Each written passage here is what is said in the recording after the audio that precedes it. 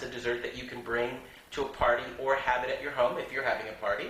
Or you can make some cookies. So I'm going to make a cookie for someone very special and a member of Simple Steps. Danny DeOyo is located in New York City.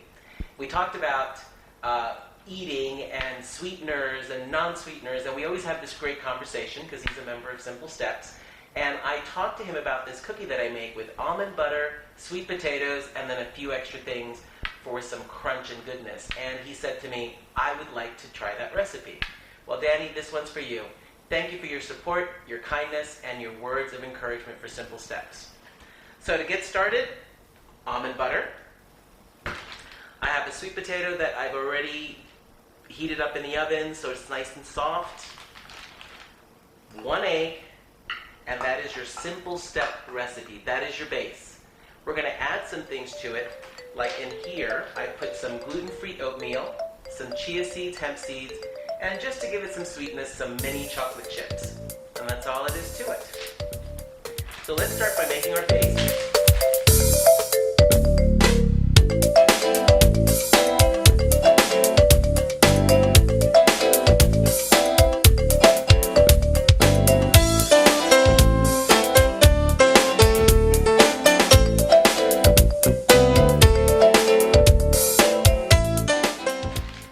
What I love about this recipe is that, you know how they say keep your wet ingredients separate from your dry ingredients? This one's put it all in the bowl.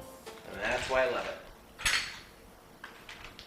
And if you're like me, always on the go, especially in the summer, you are able to make this in no time. While we're making this, go ahead and set your oven to 350, because you're going to need that. You're going to need an oven. And here's 1 cup of sweet potato. I picked this jar up yesterday. If you want, you can go to the grocery store if they have those machines that grind up the almond butter for you, and you could do that as well. I just picked this one up because I was on the go and I didn't want to wait. I love almond butter. I really do. And I realized, wow, I have made bread with almond butter. Now I know if you have a nut allergy, stick to the watermelon, feta, and mint. You can't go wrong with that. Now my friend Danny, I've known him for several years, and every now and then he's doing a triathlon. And it's amazing because I remember him back in the day. My gosh, he remembers me back in the day.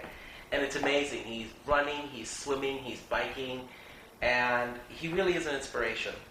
Why? Because this was someone that the last time I spoke to had diabetes, was working on lowering his blood sugar, he had some health issues, and then magically it clicked for him. And just to see him do that is, it's quite moving. I mean, it's motivational for me.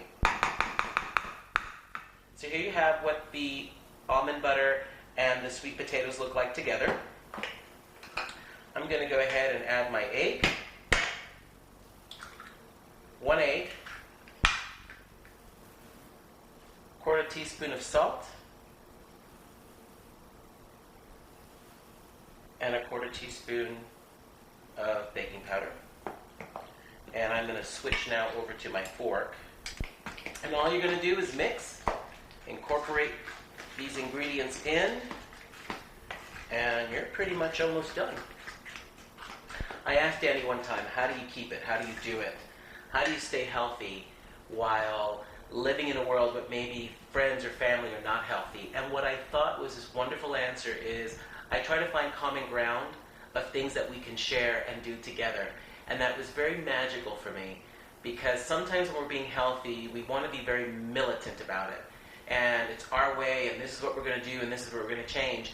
And I like the fact that Danny said, I find common ground of things that we enjoy to do, and that's what we capitalize on. And that's such a great advice for anyone that's trying to be healthy and moving into that direction in the midst of people that aren't healthy.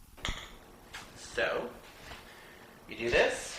Again, I pre-measured all this out, and now we start mixing it all together.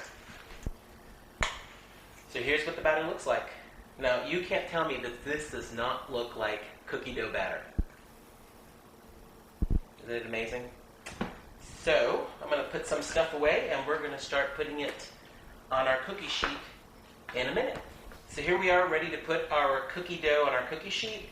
Really easy. They're not going to rise very much because there's no flour. So again, if you are looking for a gluten-free alternative to a cookie, you might want to try these.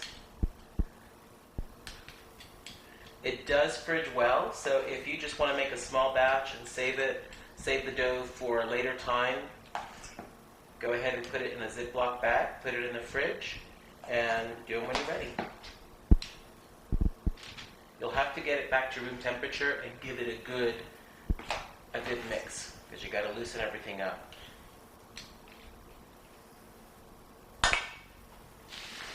So here you have it. I have what?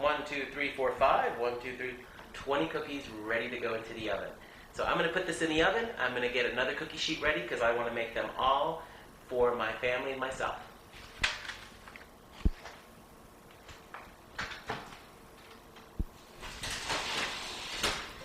So I've checked on my cookies. They're almost done. I've turned off the heat, and now I'm going to let them sit there for 5 minutes just to finally get that nice little brown color that I want.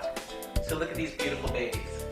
Gluten-free cookie that you can make for your family, for yourself, or if you're going to a party.